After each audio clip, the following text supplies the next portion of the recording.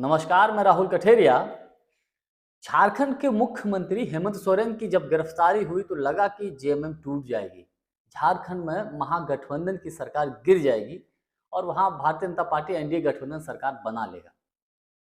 लेकिन उससे पहले खबर यह भी थी कि अगर ईडी हेमंत सोरेन जी को गिरफ्तार कर लेगी तो उनके बाद मुख्यमंत्री कौन बनेगा, क्योंकि महागठबंधन इस कोशिश में था किसी भी हाल में सरकार न गिर पाए।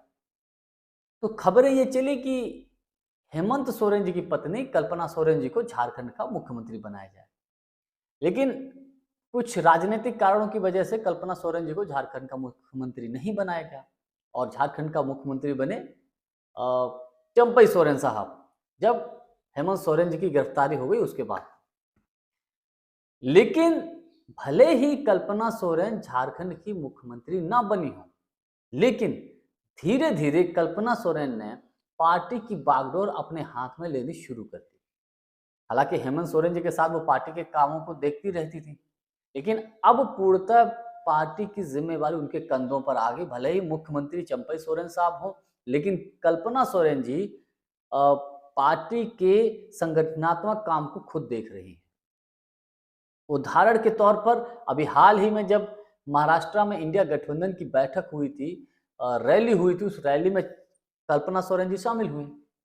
कल्पना सोरेन जी ने वहां पर बहुत जबरदस्त भाषण भी दिया।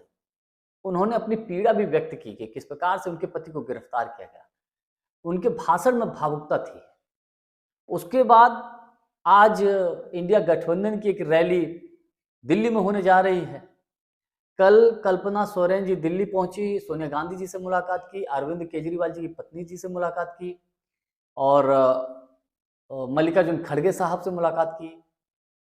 तो एक तरीके से देखा जाए, कल्पना सोरेन जी की जो सक्रियता है, कहीं न कहीं हेमंत सोरेन जी की कमी को पूरा करने की कोशिश कर रही हैं और पार्टी की बागडोर, पार्टी की कमान अपने हाथ में धीरे-धीरे लेती जा रही हैं।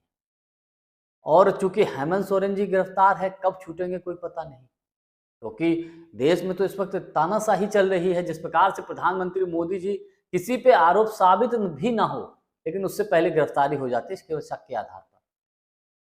एक नए तरीके का माहौल चल रहा है देश में, तो इस बात को लेकर कल्पना सोरेन जी की सक्रियता मुझे लगता है कि झारखंड में जेएमएम को मजबूती ही प्रदान करेगी।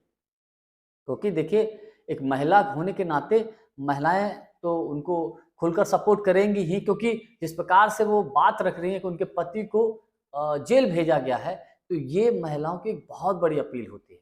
मतलब कल्पना सोरेन जी की बहुत बड़ी अपील है और इसका उनको 2024 के लोकसभा के चुनाव में मैं समझता हूँ लाभ भी मिलेगा, क्योंकि सिंपैथी मिलेगी कल्पना सोरेन जी को हेमंत सोरेन जी की गिरफ्तारी की वजह से। जेएमएम को उसकी सिंपैथी मिलेगी, महागठबंधन इंडिया गठबंधन को इसकी सिंपैथी मिलेगी। यही हाल दिल्ली में भी होने वाला। दिल्ली में भी जिस प्रकार से अरविंद केजरीवाल जी को गिरफ्तार किया गया, तो उनको भी सिंपैथी जनता की मिलेगी। तो ये दांव प्रधानमंत्री मोदी जी का मुझे लगता उल्टा साबित हो सकता है।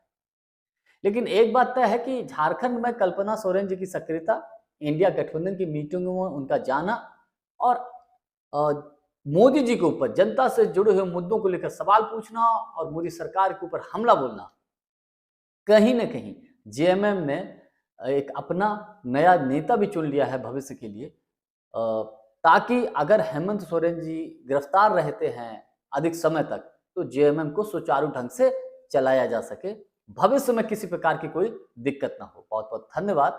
नमस्कार।